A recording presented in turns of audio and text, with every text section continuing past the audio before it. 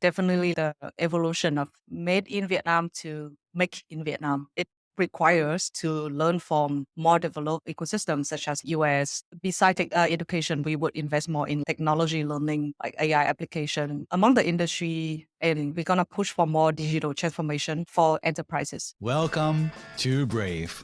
Learn from Southeast Asia's best tech leaders. Build the future, learn from our past, and stay human in between. No BS on success. I'm Jeremy Au, venture capitalist, serial founder, Harvard MBA, science fiction nerd, and dad of 2 daughters. Every week, we debate startup news, interview changemakers, answer listener questions, and share personal insights. Join our movement of over 40,000 members and get transcripts, resources, and community at www.bravesea.com. Stay well and stay brave. Are you expanding or launching a business in the Philippines? Ensuring your employees' good health is key to attracting and retaining top talent. That's where Hive Health comes in, especially for startups and small to medium-sized businesses. They specialize in providing top quality and hassle-free healthcare plans tailored to your workplace.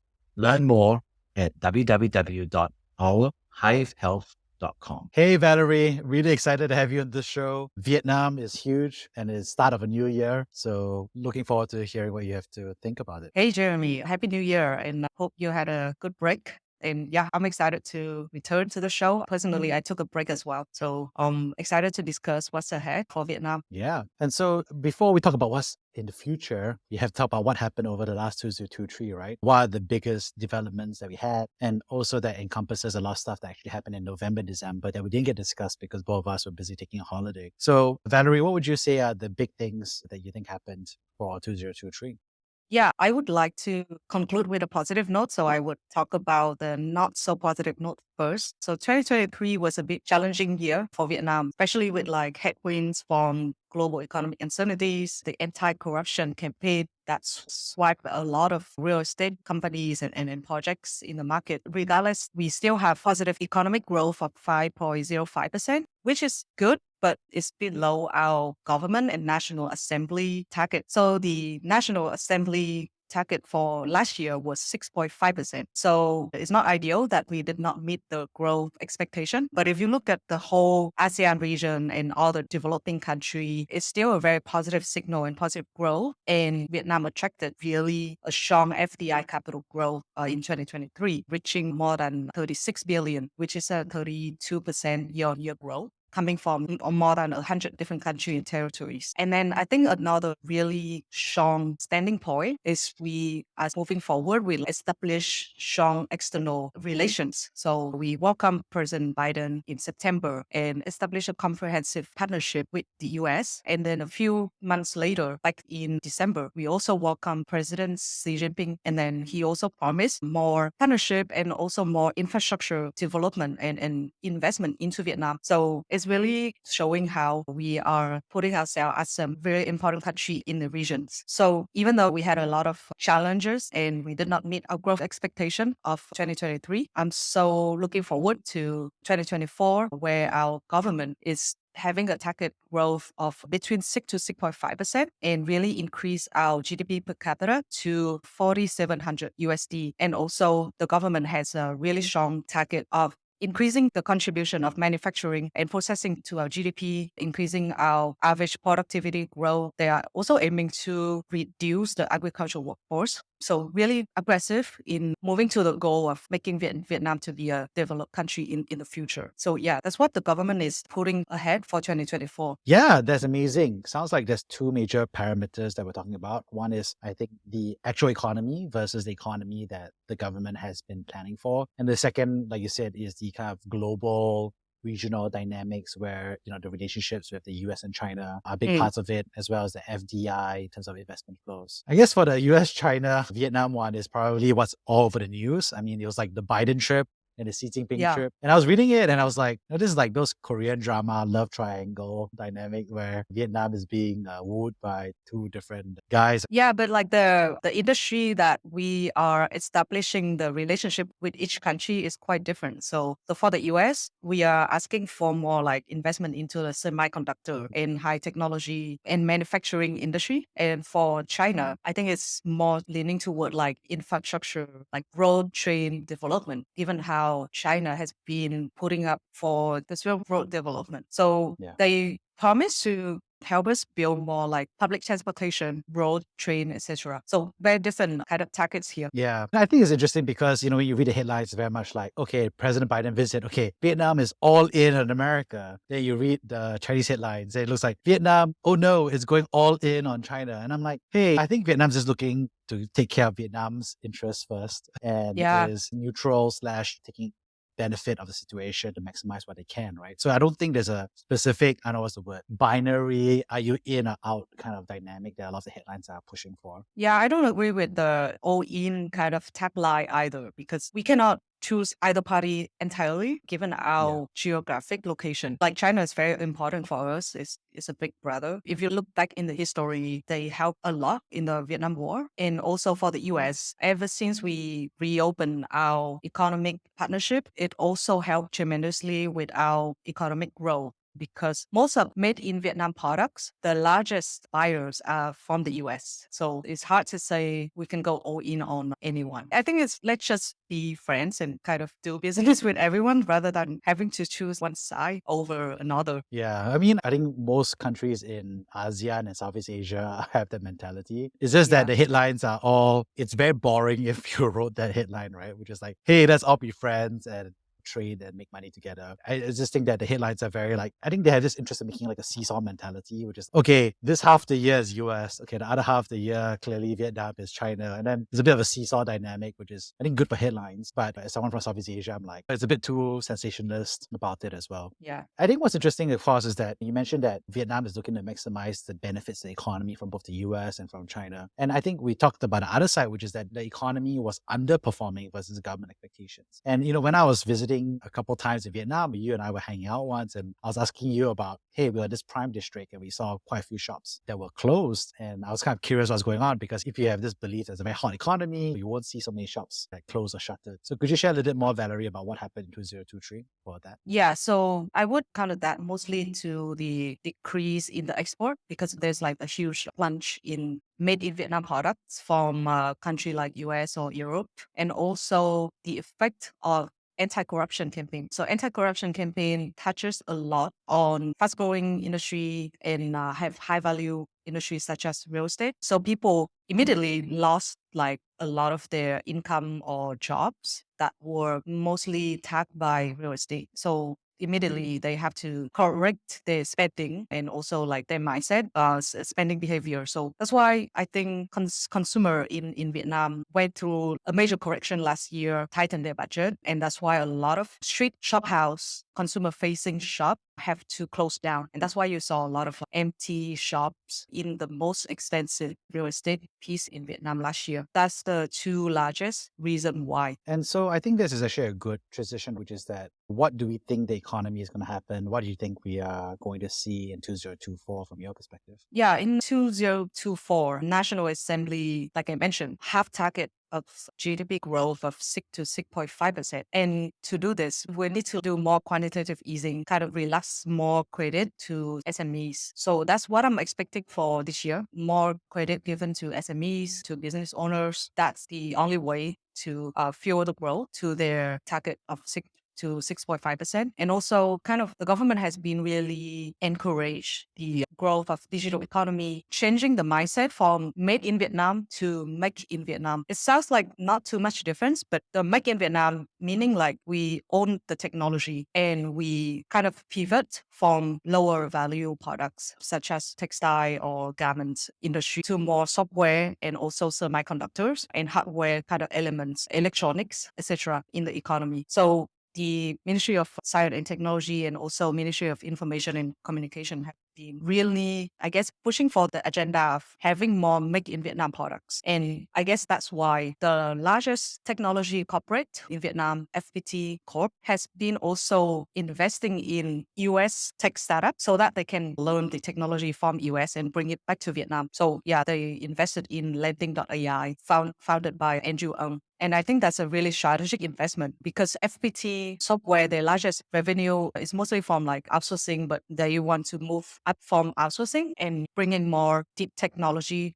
into Vietnam and fuel the dream of making Vietnam products to happen. Yeah, I think that's a really great assessment there because there's an interesting part where everybody in Southeast Asia is trying to move up the value chain. Singapore is where it is because it also was moving up the value chain. I mean, Singapore also used to have a made in Singapore story, and then they also transitioned to try to make more in Singapore. So try to move up in terms of the capital assets and the manufacturing and the technology needed. I'm so curious because you mentioned a forecast that the government has had. Are you optimistic? Are you pessimistic about the economy, exceeding or falling short of that target? So I'm always an optimistic person. So I think we will meet the target. But 2024 in general, I think it's still going to be a challenging year. But the recovery is coming on its way because we have a major national congress meeting in Q1 2025, and a lot of economic simulation will come into support for the economy. So in order for that meeting in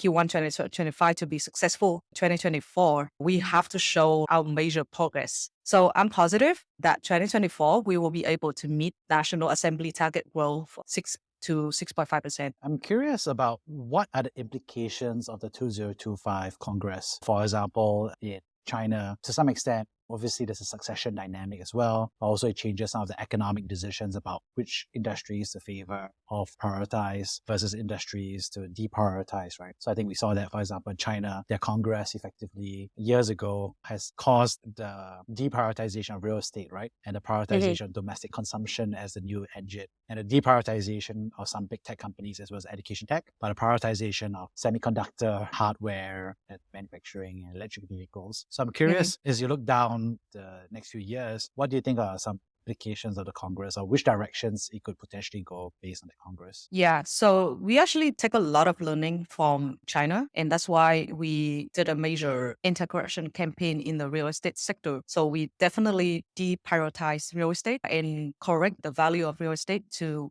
what it should be. In terms of deprioritization, I don't think consumer and ed tech would be the ones, just because we are still very in like nascent stage of having our own and our strong consumer industry as well as education. Vietnamese, as we mentioned in previous episode, really prioritize for education, and we still send a lot of international students to countries like US, Australia, Canada every year. So definitely not those two industry, but obviously real estate. What are we prioritizing? I think definitely EV. If you read the news, watch the news the past few days, actually the founder and chairman of Vingroup actually became VinFast CEO.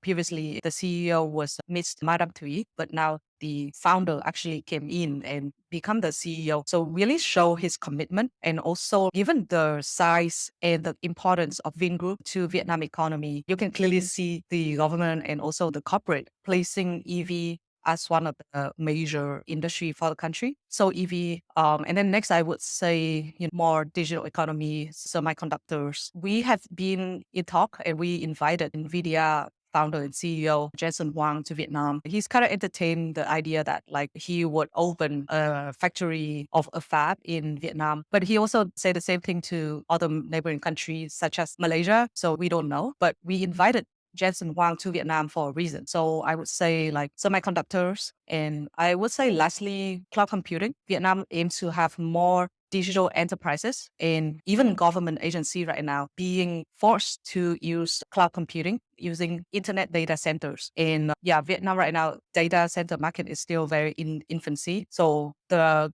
room for growth is still huge. A lot of corporate enterprise will have to invest in data center, in cloud computing. And what's interesting is that this was a question that was by a listener in our previous episode, a question about cloud computing. Mm. When you think about cloud computing, obviously there's two parts, right? One is the building of cloud centers, data storage, facilities. And the other side, of course, is the adoption by businesses and government and individuals for cloud compute. What are the factors in play for Vietnam? I think the factors right now is we have many local, mainly investment by local technology and telecom businesses that are investing and building new internet data centers. So the leaders of the country in this sector would be VNPT, which is a state-owned enterprise, and then Viettel, another state-owned enterprise that focus on telecommunication, and then a few, and followed by some smaller private enterprises such as CMC Corporation, VNG, which you are also familiar with. They also have their own data center at smaller scale comparing to the state-owned enterprise one. And there's a lot of talk between the Google and Amazon AWS to actually build data centers in Vietnam in the future. This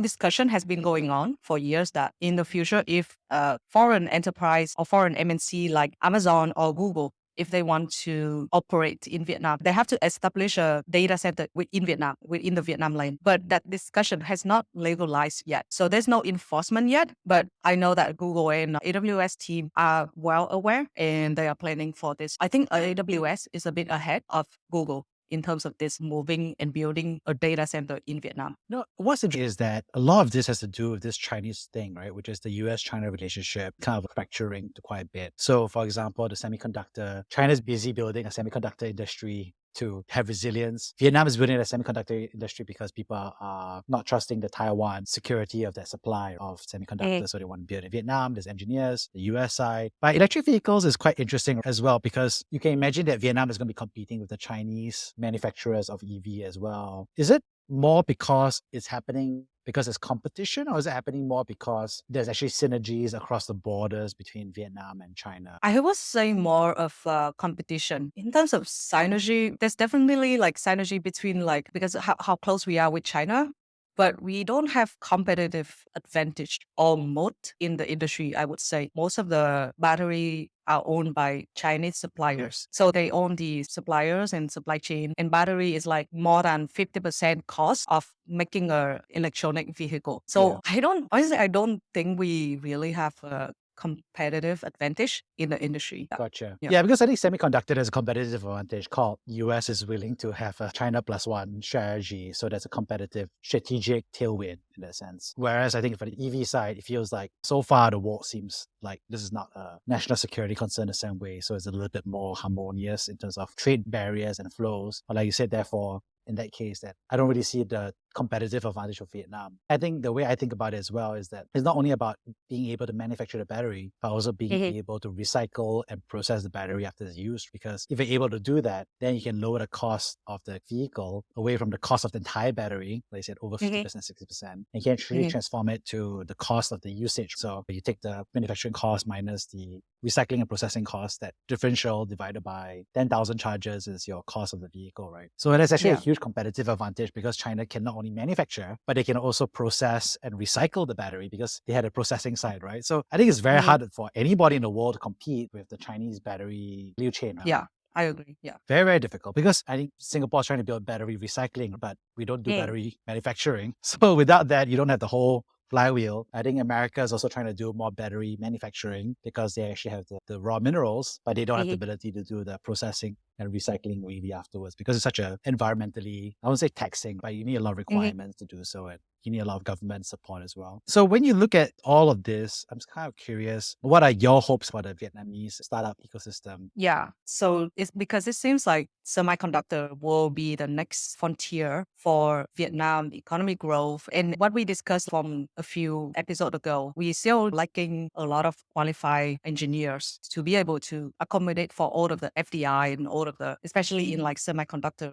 chain moving to Vietnam. So I'm hoping that startup in Vietnam can catch that wave, helping with our productivity growth, helping with increasing more digital businesses to thrive in Vietnam, because our goal is to make digital economy constitute for at least like 30% of our GDP, whereas right now it's about 10%. So our room for growth is still huge. So I would say that I'm more excited about the startup that target like the productivity and increasing labor skill set for Vietnam. I think for myself, I agree with you about education tech. Seems to be pretty hot still. Obviously, there were some education tech failures over the past few years, but I think there's still a big hunger by the middle class. So I think it's less about the demand side, but more about the supply side, having issues like founders not knowing how to scale that with the right unit economics and the right operational efficiency. For me, when I look at Vietnam, I think it's going to be interesting because the semiconductor tailwind is actually quite essential as part of the value chain. If this push actually manages to sustain over a 10 or 20 year time frame, I think people don't really understand, but Singapore used to have actually a very strong silicon industry about 10 years to 20 years ago. And unfortunately, most of that hollowed out, right? And a lot of it went to Penang in Malaysia, but also, frankly, most of it went to Taiwan and to China as well because it was such a low cost of production place. So I think if this push really allows Vietnam to have that 20-year time frame, I think there's actually a lot of fundamental companies that actually come out if you do silicon and semiconductor. Like you can do, say, graphics cards with Jason Huang and NVIDIA. But actually, there's a lot of compute data center companies. I think this is basically a value chain that you can really move up. And I don't think it's necessarily an investment thesis that can bear fruit today. But I think it's actually a really interesting piece, which is, can you imagine Vietnam becoming the TSMC of the world? Then actually there's going to be a very interesting evolution/technology tree that will come out from it. Yeah, it's definitely like the evolution of made in Vietnam to make in Vietnam. I honestly, I don't know like how many steps or how hard that is to make that happen, but it definitely requires to learn from more developed ecosystems such as US. That's why FPT invested in lending AI. So I would assume that we would invest more besides education. We would invest more in like technology learning, like AI application among the industry, and we're gonna push for more digital transformation for enterprises. That's my hope for Vietnam in this year. Yeah, I think a big mistake that Singapore did was that there was at a time an assumption that engineers was not really a really good profession to advocate for in Singapore. And so one of the big decisions they made was like teaching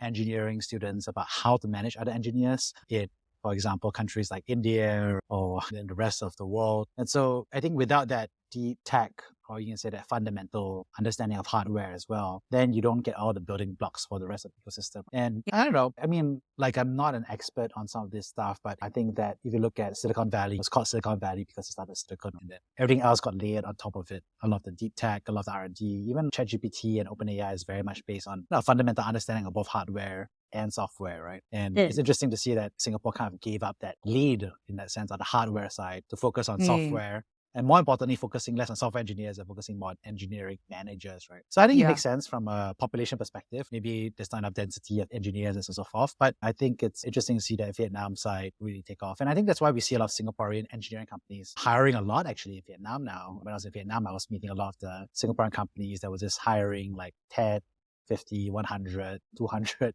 engineers in Vietnam, and they're supposed to work with Singapore HQ. But I think it's an interesting partnership, I would say. Yeah, I think not only Singaporean company building the tech team in Vietnam, right? There's many like American companies, Australian companies. They all realize how good software engineers or tech talents Vietnam is. So a lot of them actually have some of their tech team in Vietnam. So like Synopsys, Atlassian, many more. Yeah. Well, I think it will be interesting because I think that's where the flywheel is, which is you have all these technical talent that's being trained now. And speaking with a government agency in Singapore, and I basically said, hey, I don't have an issue with us outsourcing and having a great team in Vietnam. But I think what will be interesting is everybody who's a junior engineer in Vietnam, the next company is going to be a senior engineering manager leadership, right? And the next company after that, they're going to become CEOs and co-founders after that, right? So we're honestly only talent cycles away from a new generation of Vietnamese startups that are highly technical and well-trained. And I said, it's not a competitive binary zero-something between Singapore and Vietnam, but it's just an interesting dynamic where these are the flows of capital and talent that we're seeing. So I think that's good news for the Vietnamese ecosystem for sure. And I think also to some extent, it's not replicated in the rest of Southeast Asia. So if you look at Indonesia or the Philippines or Thailand, I think the focus on engineering and the focus on training engineers and that talent pool, and also combining that with people outsourcing that talent role for technical teams to work remotely. It's actually quite a unique combination for Vietnam. Yeah. So before this recording, I was mentoring for an university incubation. And that was my feedback as well. They had a good idea and kind of agenda of building a university incubation, but the agenda was more targeting into like the business students. And I feel like they lack the incorporation of the technology engineering students, which you might not know or heard of the university name before, but they are actually like top tier engineering university of Vietnam. So I'm just quite amazed. I'm still quite amazed by how passionate young people, young Vietnamese are with like entrepreneurship, and they spend extra time outside of their school, outside of their work to invest in this university incubation. When you meet university students in Vietnam, what do you notice about them? Yeah, so most of them are really curious, really hungry, but some of the business students tend to hang out together and kind of forget about the technology, the STEM, and engineering students. So there's not a lot of cross section between the non-business and the business student together. So I'm hoping that there will be more like hackathon between both business student and non-business students. But overall, most of them are very curious and really want to like advance in their career planning. The only thing is right now they are still attracted by big names, big consulting, big tech, or big banks name. But I think in the near future, the culture will change and they will be more attracted to like startup. Yeah, hopefully so. I mean, I also teach entrepreneurship at the universities in Singapore, like National University of Singapore and Singapore Management University. One thing I would say is that don't worry, the business students in Singapore also don't hang out with the engineer in Singapore. Oh, really? So I didn't know that. It's a common problem. I think it's just that Yeah. business people are, I think they should hanging hang out out. more. Yeah, they should hang out more with each other. Yeah. Yeah. Yeah. I think I would say that that's an interesting dynamic, and hopefully we'll see more cross-pollination, not only across different faculties like business and engineering, but also across different countries as well. On that note, I'd love to wrap things up and summarize the 3 big takeaways I got from this conversation. First of all, I thought it was really fascinating to hear about the reflections on 2023. It was nice to hear about the underperformance of the Vietnamese economy versus the government target, as well as the love triangle between Vietnam, USA, and China in terms of what it shows up in headlines versus what is actually the strategic incentives and imperatives for Vietnam. Secondly, thanks for sharing about what you expect for 2024. I'm glad to hear about your optimism that there will be both stimulus and a focus on economy by policymakers in Vietnam, and that you do believe that there will be a very strong effort to hit the 6 to 6.5% GDP growth target. And lastly, thanks for sharing some of the root causes that really driving this. It was nice to dive into the semiconductor side, dive into infrastructure, dive into the educational outlook and spirit of the next generation. So looking forward to catch up with you next time. Thank you, Jeremy, and looking forward for our next discussion. Thank you for listening to Brave. If you enjoyed this episode, please share the podcast with your friends and colleagues. We would also appreciate you leaving a rating or review. Head over to www.bravesea.com for member content, resources, and community. Stay well and stay brave.